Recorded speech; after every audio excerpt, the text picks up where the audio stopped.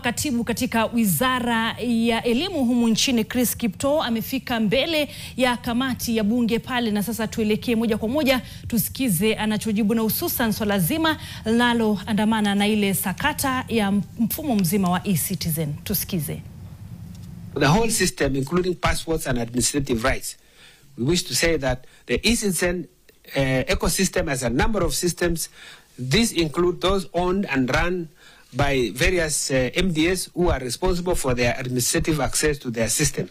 The passwords and administrative rights are managed by the Directorate of Citizen Services under the Ministry of Interior and National Administration. J is the disclosure of all the integration of the end-to-end platform and other solutions. Our response is that the integrations on the system include PESA flow integration for the payment gateway services, integrations within 22 banks, as well as M-PESA mobile payment to the eCitizen single sign-on system. K, transfer of intellectual property rights of eCitizen platform as configured for GOK services in favor of the ministry, and in the event it is not registered, the vendor to facilitate transfer and registration in favor of the ministry. We wish to indicate that ICTA, as part of the handover process, had commenced the registration of the eCitizen trademark with the Kenya Industrial Property Institute, that's KIPI, and even made payment for the application. There has been no feedback on the same by the time of handover to the Director of Citizen Services. I, submission of any other document or information relating to eCitizen platform. We wish to say that the vendor submitted to the ICTA integration guide documents to assist in the integration of MDS systems to the eCitizen payment gateway and single sign-on system. The other issue you wanted to know is the continued role of the vendor in the digital program. We wish to respond that as follows: that the eCitizen platform is run and managed by the Directorate of eCitizen under a contractual agreement with the vendor for a three-year period ending 26 May 2026. In view of the contractual engagement, the continued role of the vendor is related to the maintenance and support, onboarding, as well as use of the payment gateway. You also asked us to provide information on governance, responsibilities, and reporting structure between National Treasury, State Department for Immigration and Citizen Services, as well as ICTA. And our response is as follows: that the Executive Order number 2 of 2025, the National Treasury is responsible for the management of revenue in line with PFM Act of 2012, while the Directorate of eCitizen Services coordinates eCitizen with ministries, departments, counties, and agencies. ICTA has a role in supporting the eCitizen platform. As a part of the governance, all three entities report to the eCitizen Implementation Committee at the Cabinet Office, which evaluates, directs, and monitors all eCitizen projects and initiatives.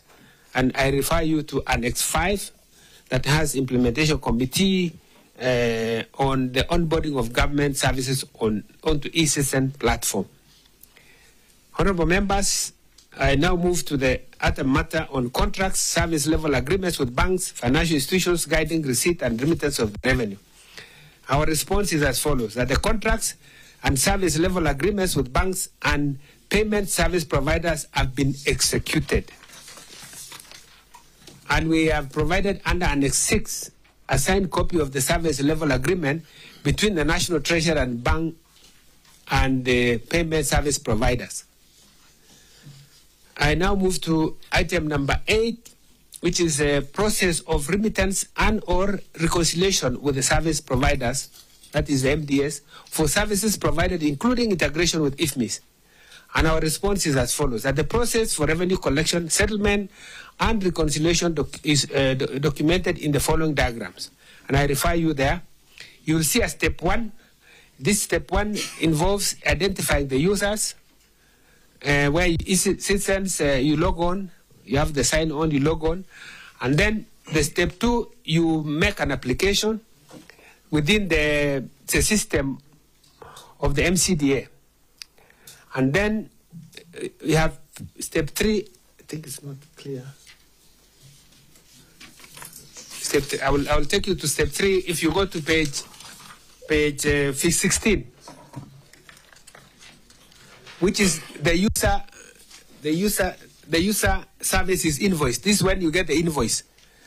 When an application is approved, the user will initiate the payment process, prompting the system to generate an invoice for the user to pay against. Then the step 4 is when the user makes payment for the service.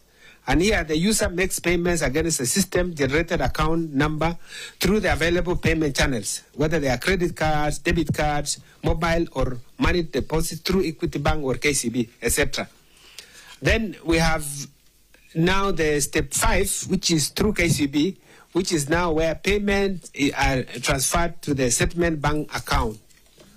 And here, so after the payment, the revenues or the funds are transferred to settlement bank accounts at the Kenya commercial banks. And these accounts are... Haya, hiyo ni tathmini ya kina ambayo inaendelezwa na kamati ya bunge hapo, na Chris Kipto ambaye ni katibu katika Wizara ya Fedha amefika mbele ya kamati hiyo kujibu maswali na hususan yanayofungamana na ile sakati ya ubadhirifu wa fedha ndani ya mfumo mzima wa eCitizen. Taarifa ambayo kina chake bila shaka ni kwenye taarifa zetu zijazo papa hapa kwenye runinga yako ipendayo ya NTV.